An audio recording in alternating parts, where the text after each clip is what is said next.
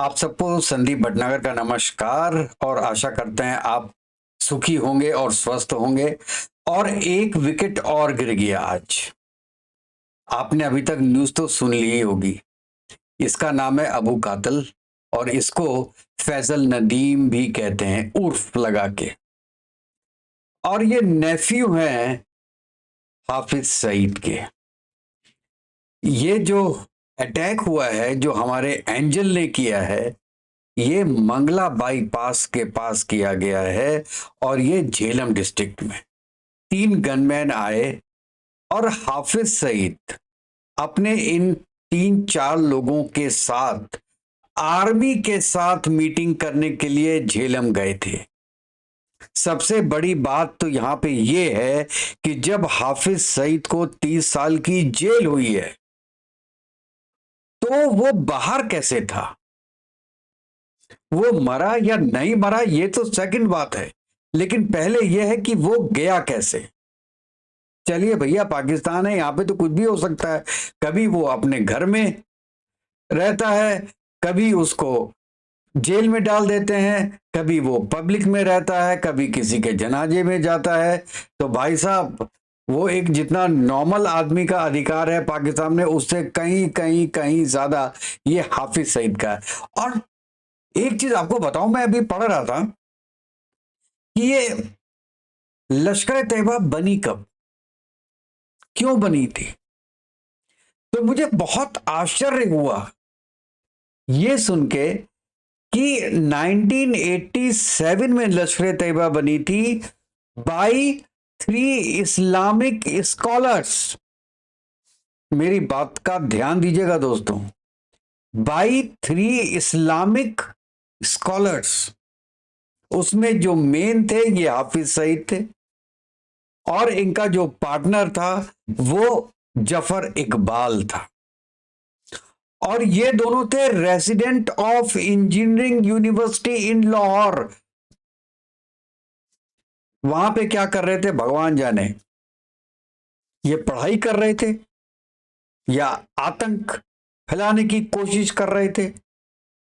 ये स्कॉलर्स हैं वहां के। और तीसरा बंदा अब्दुल्ला आजाम, ये पैलेस्टीनियन था और वहां पे ये इंटरनेशनल इस्लामिक यूनिवर्सिटी इस्लामाबाद में इस्लाम की ट्रेनिंग ले रहा था। दोस्तों आप बताइए कि इस्लाम को पाकिस्तान के अलावा किसी ने बदनाम किया है क्या इतना जितना पाकिस्तान में हुआ है कि एक पैलेस्टीनियन भी वहां पे जाके आतंकवादी बन गया।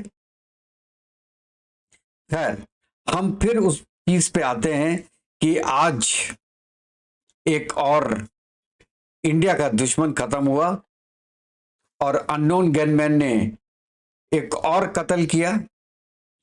और इसमें जो ये मरा है अब्दुल कत्ल, ये जनवरी 2023 में जो जम्मू एंड कश्मीर में कत्लेआम हुआ था, जून में जो सियाचिन में हुआ था, उसका मेन करता धरता था।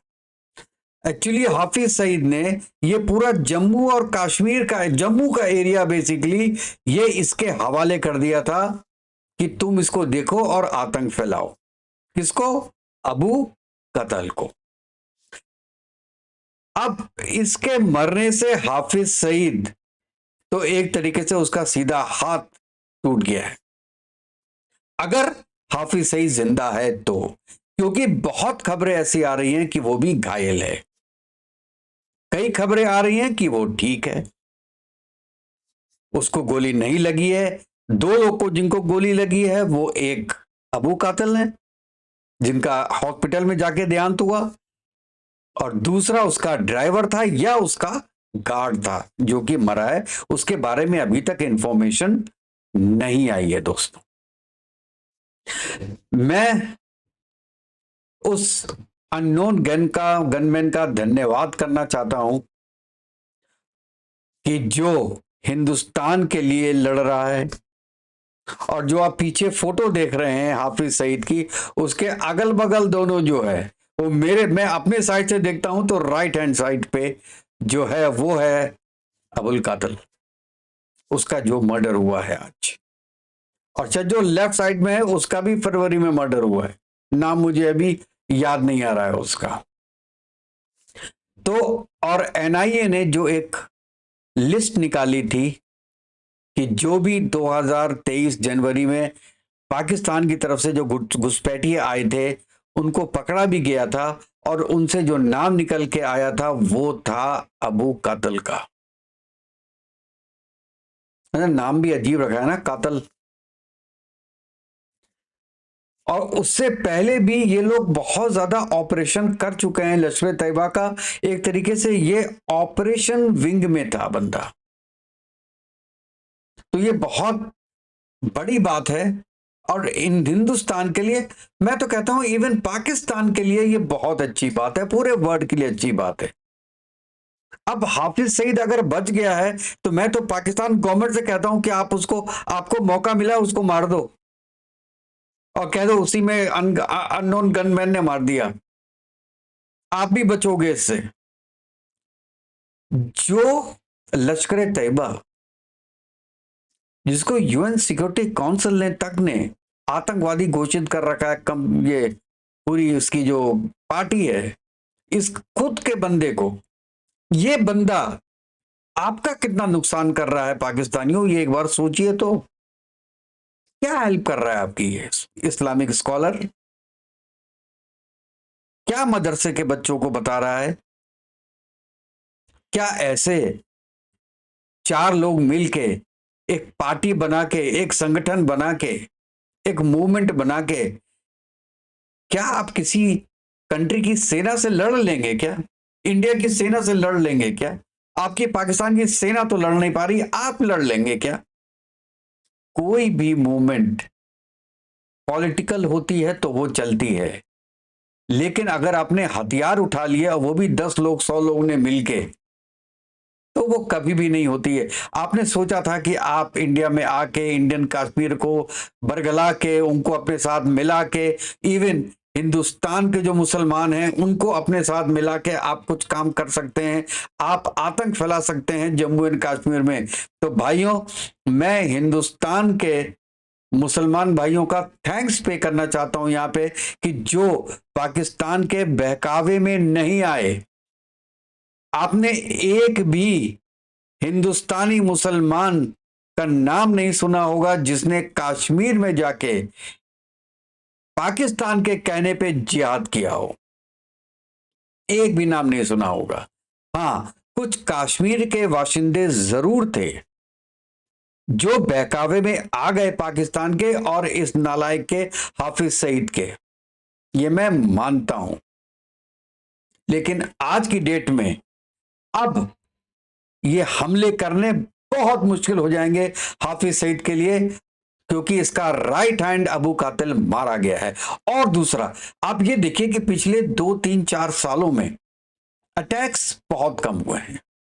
वोल्फ अटैक हुए हैं, एक आदमी आया गोली मार के चला गया, एक दो केसेस और भी हुए हैं, लेकिन जिस संख्या में, जिस काउंटिंग में पहले होते थे अटैक्स, वैसे आज की डेट में नहीं हो रहे हैं। तो ये भी एक फ्रस्ट्रेशन होगा हाफिज सईद और उसकी टीम का।